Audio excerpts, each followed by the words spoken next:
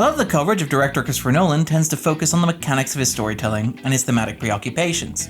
The release of a new Nolan film is typically an invitation to revisit and unpack the narrative elements that recur across his filmography. The inescapable passage of time, obsessed men, dead wives, obsessed men obsessed with their dead wives, the subjective nature of our reality, the nature of storytelling, the structure of myth, absent parents, drowning in suffocation, precisely how much of Tom Hardy's face you can cover before he ceases to be insanely attractive, and how often you can convince Cillian Murphy to remove his glasses so you can get a shot of those sweet, sweet baby blues.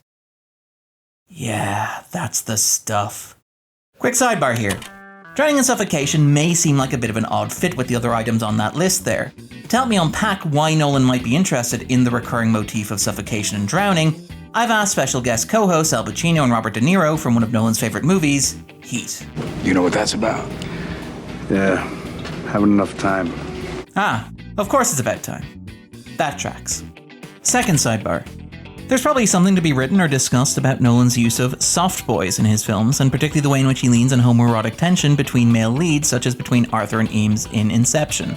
Nolan has a tendency to cast teen icons or former teen icons in his movies, including Leonardo DiCaprio in Inception, but also even Robert Pattinson in Tenet.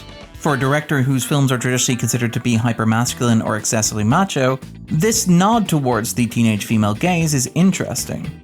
Sure, Nolan might claim that he had no idea who Harry Styles was before he cast him in Dunkirk, but this is the father of several teenage girls, so who you gonna believe? End sidebar. However, because this is a video series, I thought we'd take a look at a particularly visual aspect of Nolan's direction this week. So I thought we might talk about the Joker in The Dark Knight, and the way in which he literally bends and breaks the film around him. In particular, how the character strains against Nolan's tight and controlled direction, manifesting the film's themes of chaos and anarchy within the structure of the film itself. As a director, Nolan largely avoids the flashy signatures of many other famous directors. Unlike Martin Scorsese or Paul Thomas Anderson, Nolan doesn't like whip or swish pans. Unlike David Fincher, Nolan doesn't like to use digital technology to place the camera in unusual or untenable positions.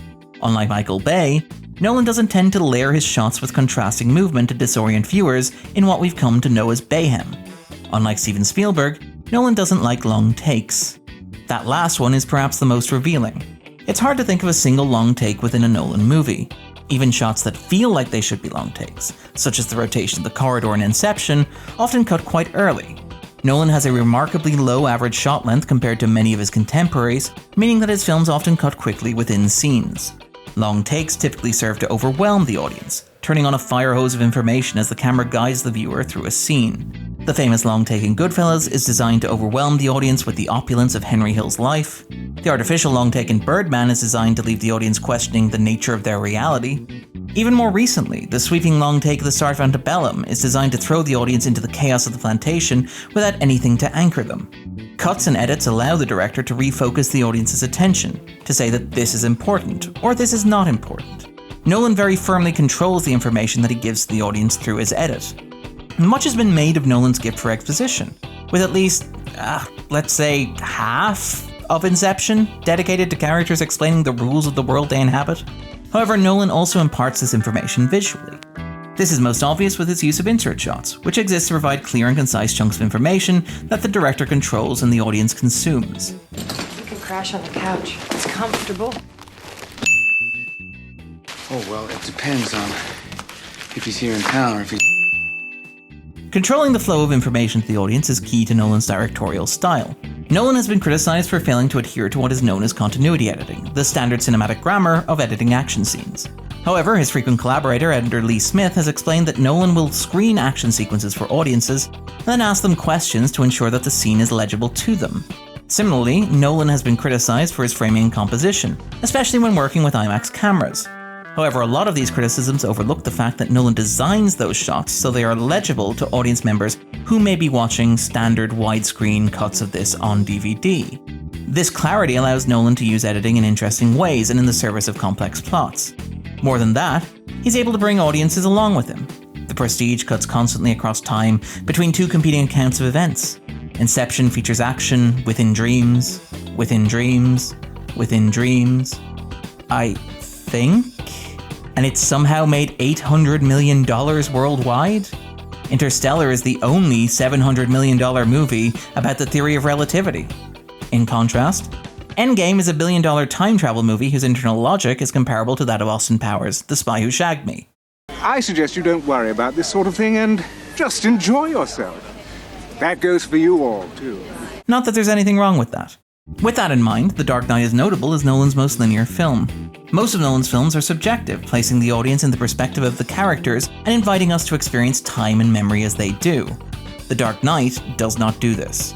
It places the audience outside the heads of its characters. In many ways, the Joker is an archetypal Nolan protagonist. He's a character trying to impose his own reality on the world around him. However, while Nolan placed audiences inside the heads of Leonard Shelby or Bruce Wayne or Robert Angier, the Joker's horrifying because Nolan refuses to allow the viewer inside the character's head. The linear structure of The Dark Knight is a rejection of the Joker's perspective. The Joker himself is denied an origin or an explanation. As a result, the Joker manifests as a monstrous threat to an ordered world. However, he's also a monstrous threat to the fabric of the film itself. The Dark Knight cannot contain him.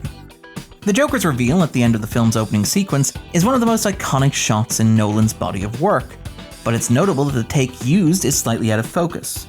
Nolan is a director known for the level of exacting control that he takes over a project, but he fell in love with that particular take. Immediately, the Joker disrupts the film's tight construction. The Joker himself becomes a director within the world of the film, taunting authorities with videos that are clearly modeled on those sent by terrorist organizations. Heath Ledger himself directed those sequences, literalizing the idea that the Joker was wresting control away from its credited director.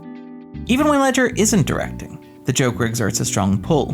While Nolan relies heavily on dolly shots and shot significant portions of The Dark Knight on gigantic IMAX cameras, a lot of the sequences involving the Joker are shot with handheld cameras to give them a more fluid look. You can even see this when Nolan tries to employ some of his traditional tricks.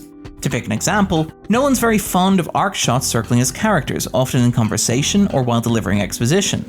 Gives the audience something nice to look at while characters dump information at them. Again, one of the most famous shots in The Dark Knight is the rooftop meeting between Gordon, Dent, and Batman, with the camera circling the three characters as they figure out their next move.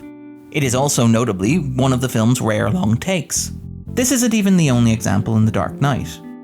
The shot pops up in a few of Nolan's other films, even in Tenet, but I'm not sure we have that footage available to us yet, so you'll have to take my word for it.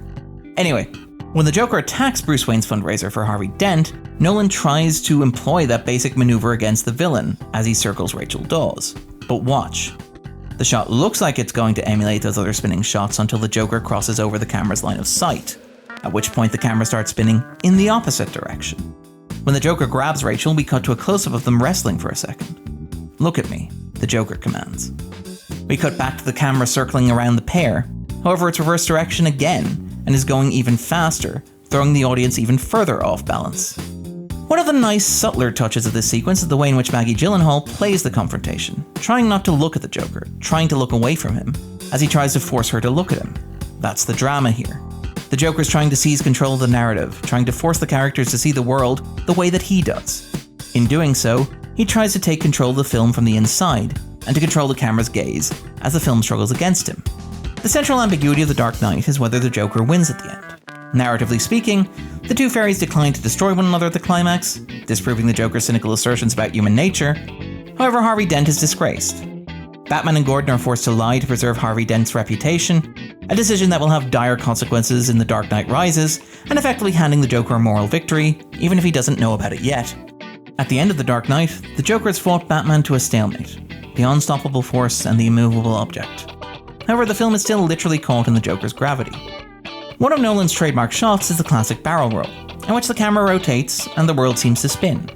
Perhaps the most obvious example of this is the hallway fight in Inception, but it recurs throughout Nolan's work. Initiating spin! As with a lot of Nolan's directorial sensibility, it's tied to his core themes. Keeping the camera in a fixed position as the world spins around it emphasizes the audience's subjective experience. Their world is literally turned upside down.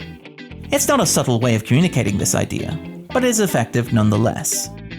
At the end of The Dark Knight, as Batman has incapacitated the Joker and dangles him upside down out of the Pruitt building, the camera slowly begins to spin. Even defeated, the Joker holds power over the camera and bends the film towards him. Heath Ledger obviously deserves all the credit that he's earned for the performance.